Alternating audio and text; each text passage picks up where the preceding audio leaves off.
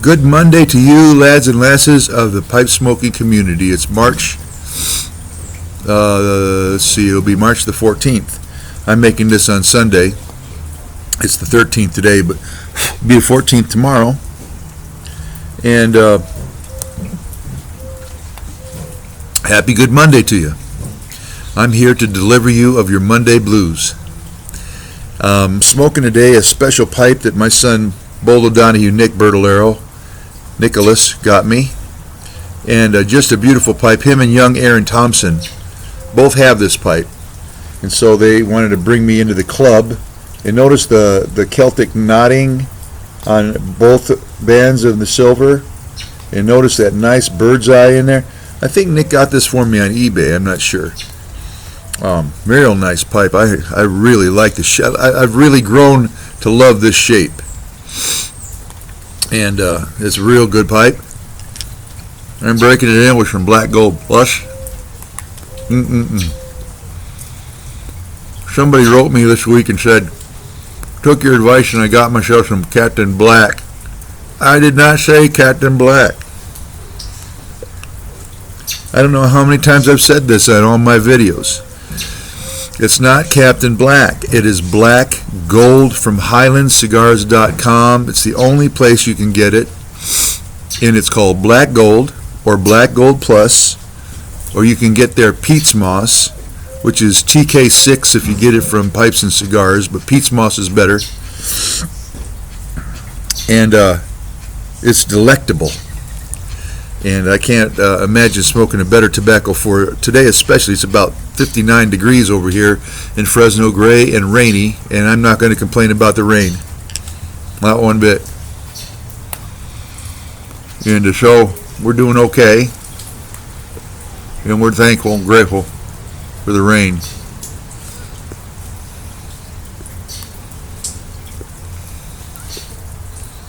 I don't have any celebrity guests with me today.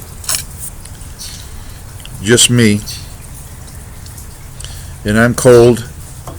I'm old.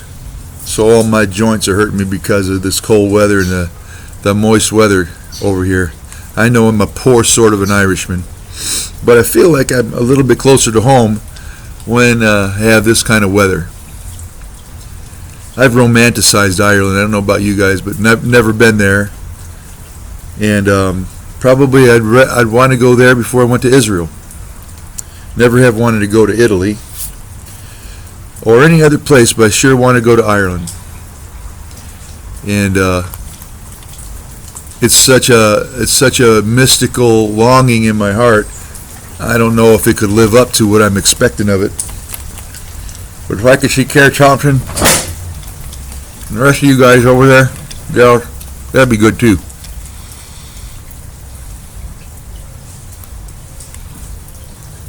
I can teach you how to drink a beer, not room temperature.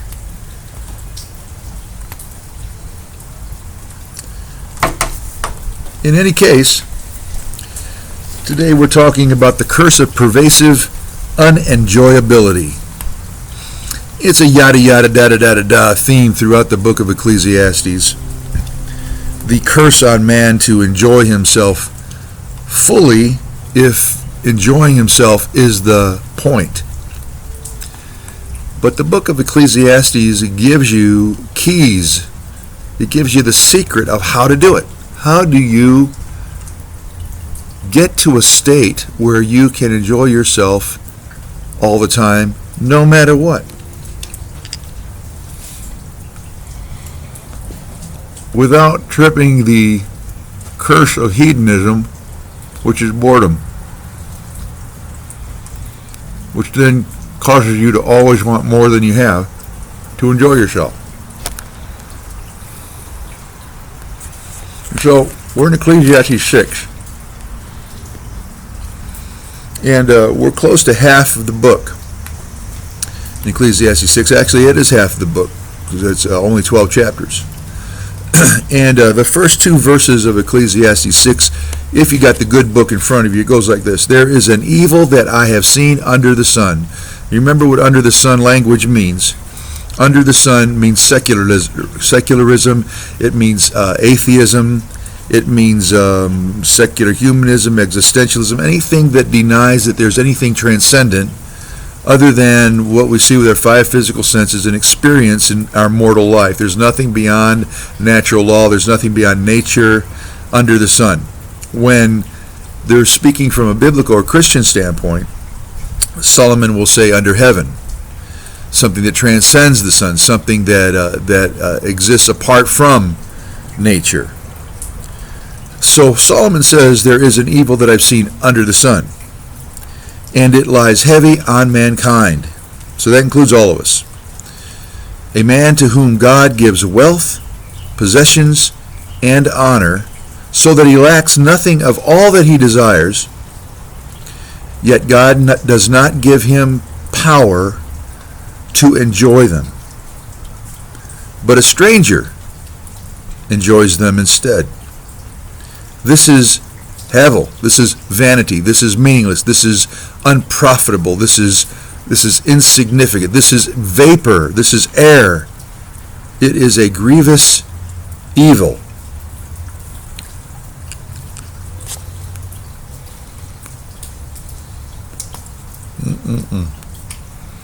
No wealth and possessions and honor.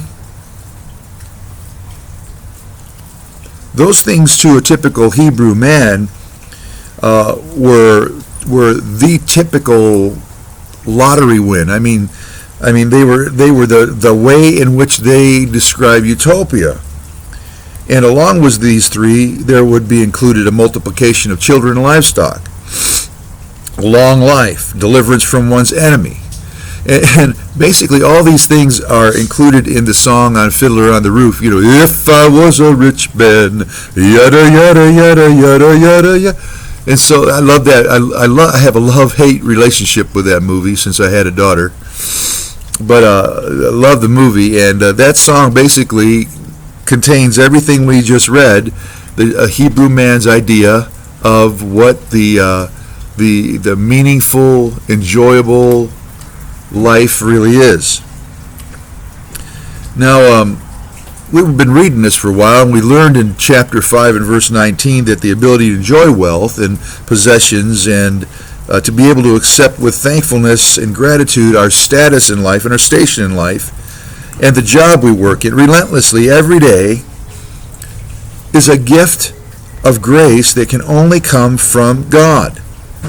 And Solomon repeats this theme in verse 2. Without God giving us enjoyability, as these two verses tell us, mankind is cursed with a pervasive inability to enjoy the good things of life, the simple things of life, and to enjoy them restfully and to enjoy them satisfactorily. Solomon has already made this point ad nauseum.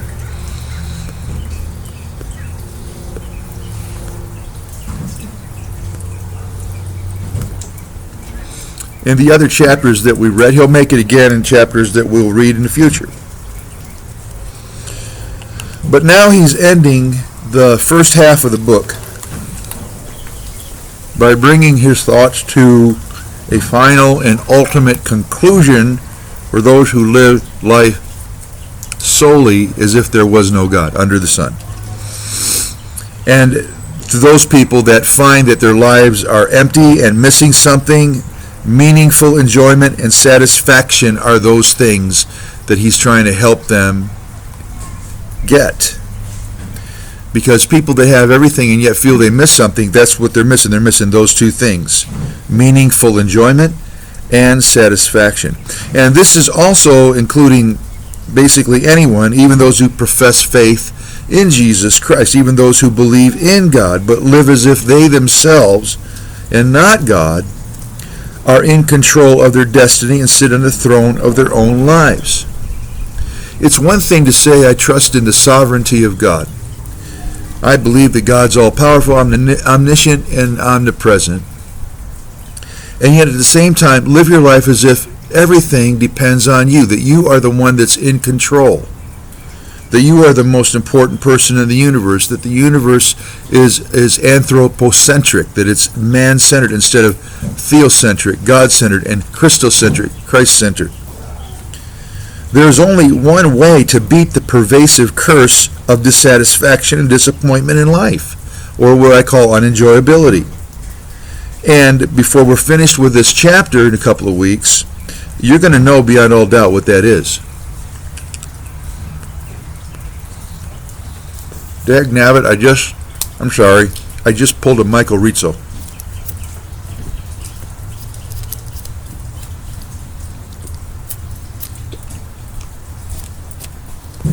This is how you light a pipe.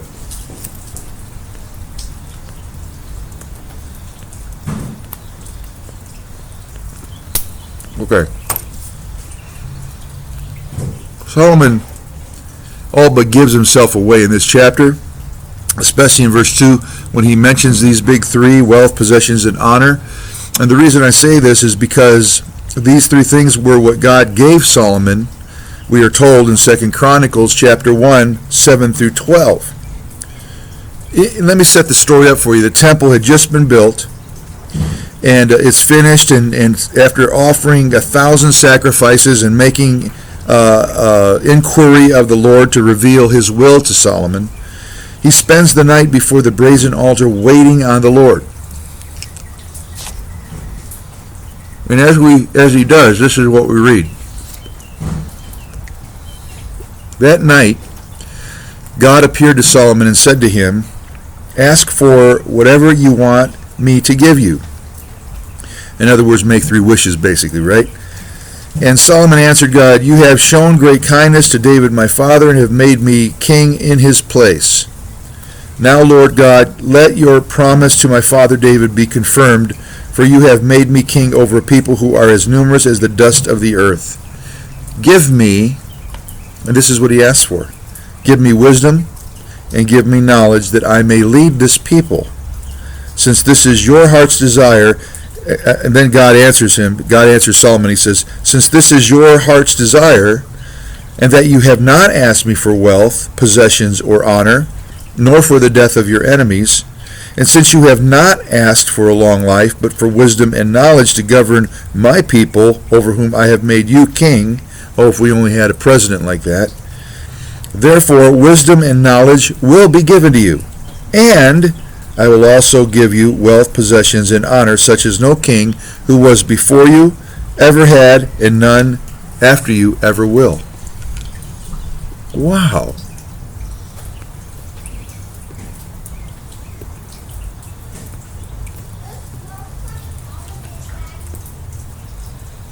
If God would have given him wealth and honor and such, all of those things, wealth, possessions, and honor, because he asked for them, if those were the things that Solomon wanted and God would have given it to him, he'd never been able to enjoy them fully,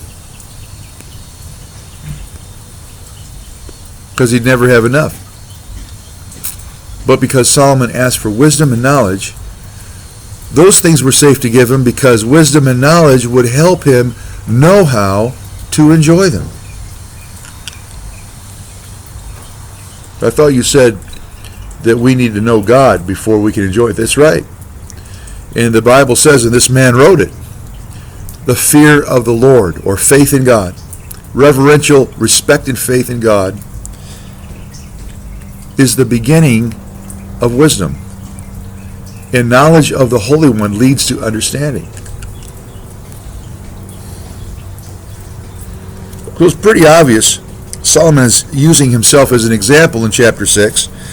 And because his singular desire was motivated by the fear of the Lord, fear of the Lord means love mixed with respect and awe and faithful devotion.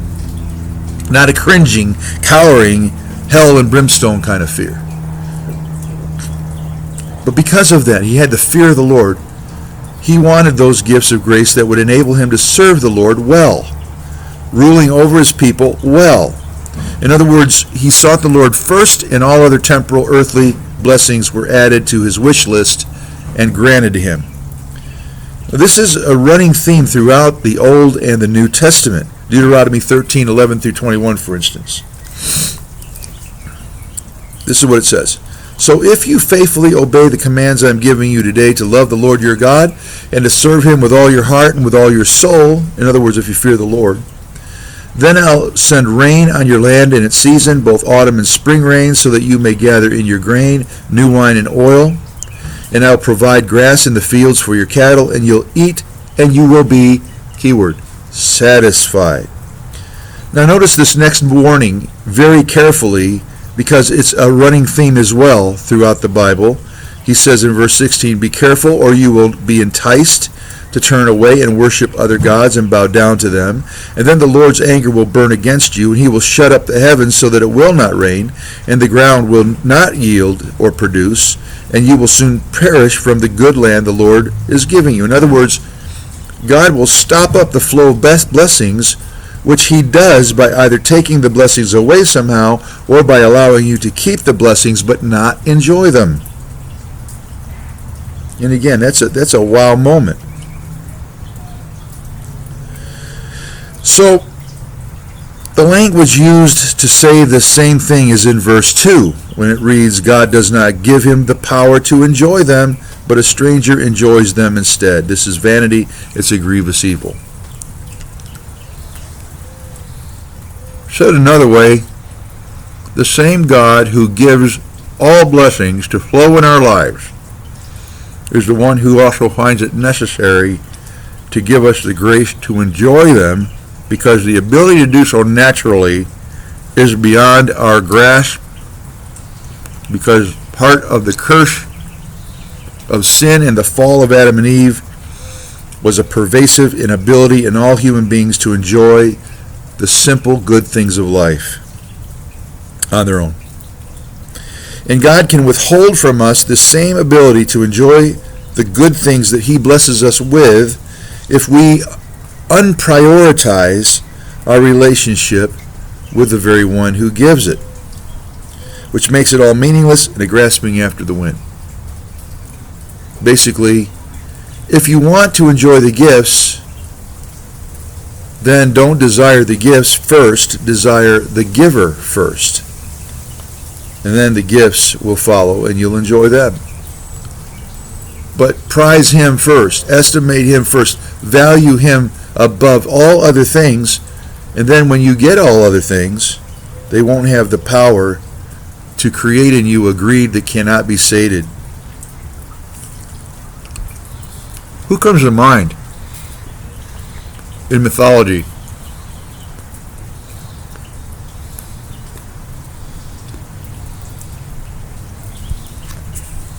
Who got something he wished for and it turned out to be a curse?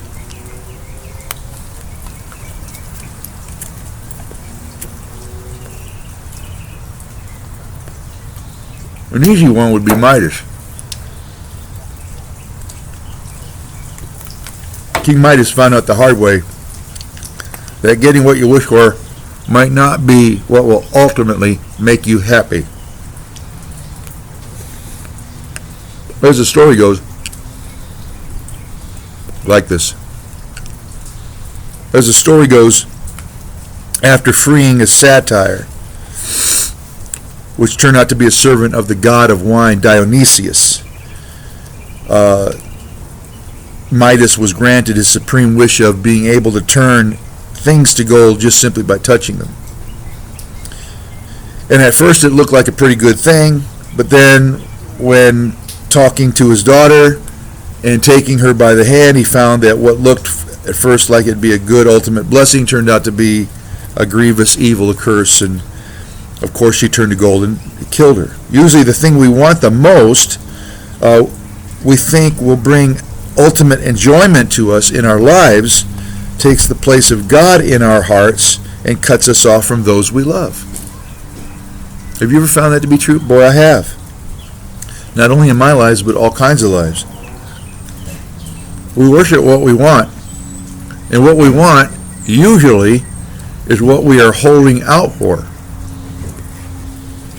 both before we commit to being satisfied with our lives and in every other way. In every way, these things turn out to be poor gods because they do not have the power in themselves to enable us to enjoy them for very long. if you want to enjoy the gifts, then you have to make the giver number one, because only he gives you the power to enjoy the very gifts that he gives you.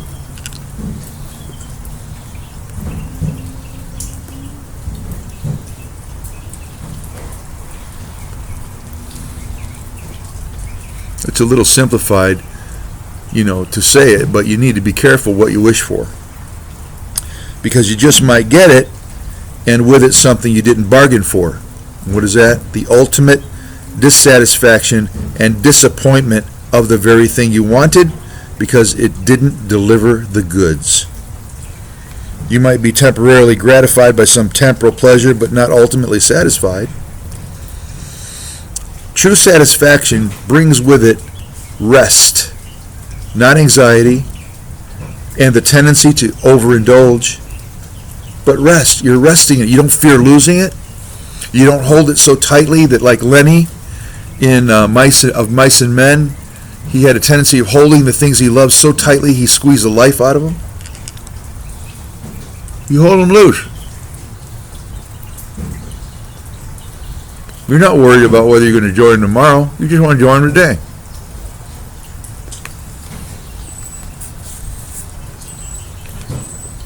Remember that the Hebrew word for peace is shalom. And shalom is a junk drawer word, really, for any and all blessings that come from God. And I like the way the Amplified Bible applies the word shalom to Matthew chapter 10, 12 through 13. This is what it says. Jesus is sending his disciples out 2 by 2 ahead of him, and he gives them these instructions. He says, as you go into the house of someone that you're sharing the good news with, give your greetings and wish it well. And then, if indeed that house is deserving, let come upon it your peace. And then it has in brackets, that is, freedom from all the distresses that are experienced as a result of sin. That's what God's peace does. That's what his ability to enjoy the blessings he gives us does. When our relationship with God through his Son Jesus Christ is right, or made right, then we're able to rest in his blessings, enjoy them with deep satisfaction in the moment, in the present, in the now of our temporary and our relatively brief lives.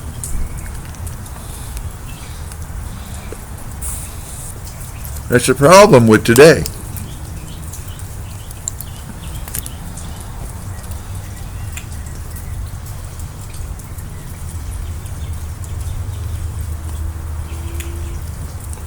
We're overstimulated. So overstimulated, we can't ever be focused in on the moment.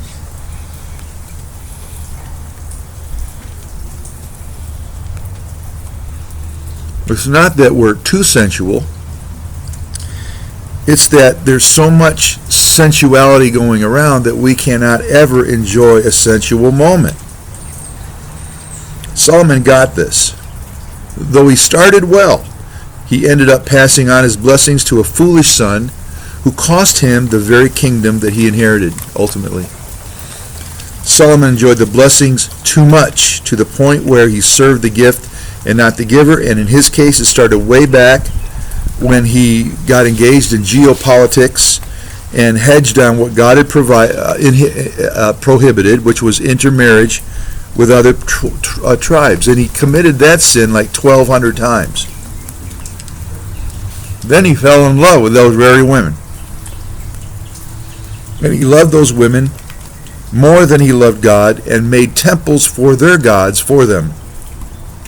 And what did God do? He took away the ability to enjoy them and everything else. He multiplied chariots, he got horses, he protected his investments. He got gold so much that the silver and copper were waste. They were just dunes of them all around because gold was so plenteous. And he kept getting more and getting more and getting more and accruing more and accruing more. I mean, how many women can one love in one's lifetime? I mean, can you imagine 1,200 wives? And then he had maidservants, and he had bands, and he had musicians, and he had all this stuff.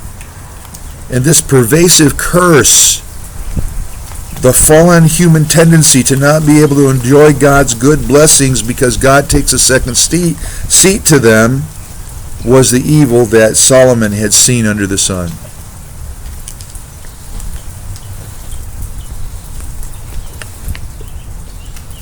That's how under heaveners begin to experience life, like under the sunners.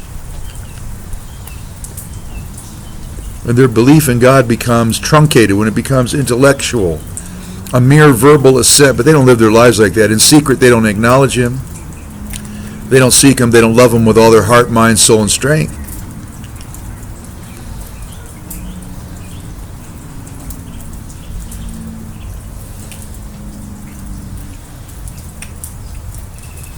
Solomon said, "This is the evil that lays heavy on all mankind." And his observation was that this is vanity. This is hevel. It's empty. It's grievous evil. It's chasing after the wind, man. There's a saying, I don't know if you get this or not. Let me know if you do. The saying is, with many possessions, there come many sorrows. What does that mean?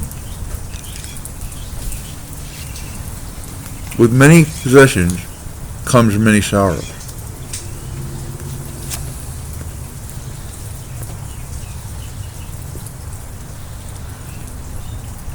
1 Timothy 6, 9 and 10 says, "But those who desire to be rich fall into temptation and a snare and into many foolish and harmful lusts, which drown men in destruction and perdition.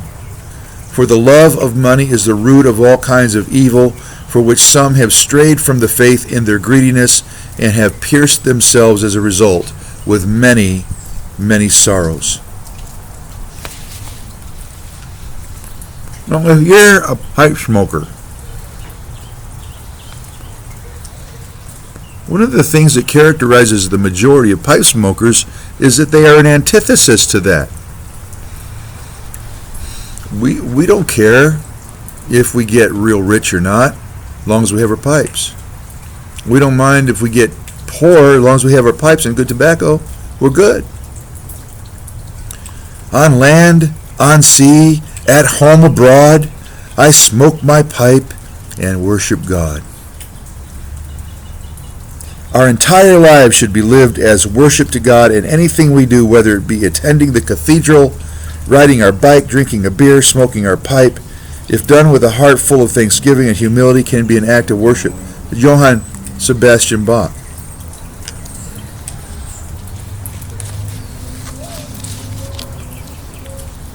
A pipe is the best antidote for being stupid and for speaking without thinking. C.S. Lewis said, "A pipe gives a man time to think and a fool something to stick in his mouth." I better smoke my pipe more, man.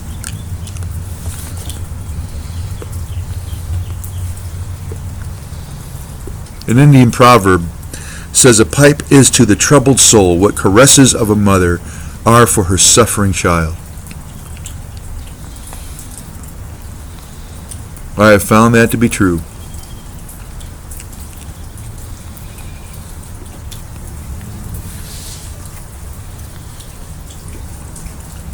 Dr. Barnstein wrote in The Results and Merits of Tobacco, "Nowhere in the world will such a brotherly feeling of confidence be experienced as amongst those who sit together smoking their pipes," just like you and I are doing right now.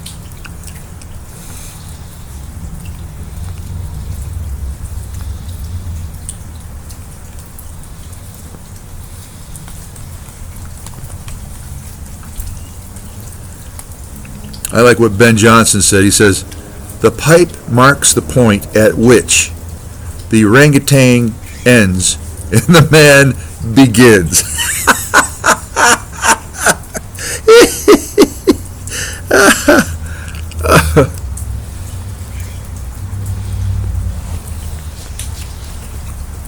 George Burns said, "If I had taken my doctor's advice and quit smoking when he advised me to, I wouldn't have lived to go to his funeral."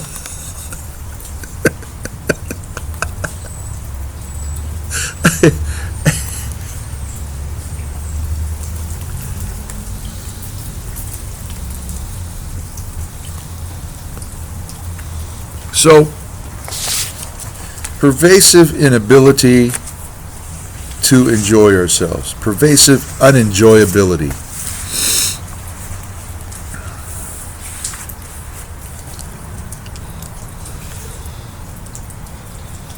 That's why Bach equivocated that smoking your pipe can be a form of prayer.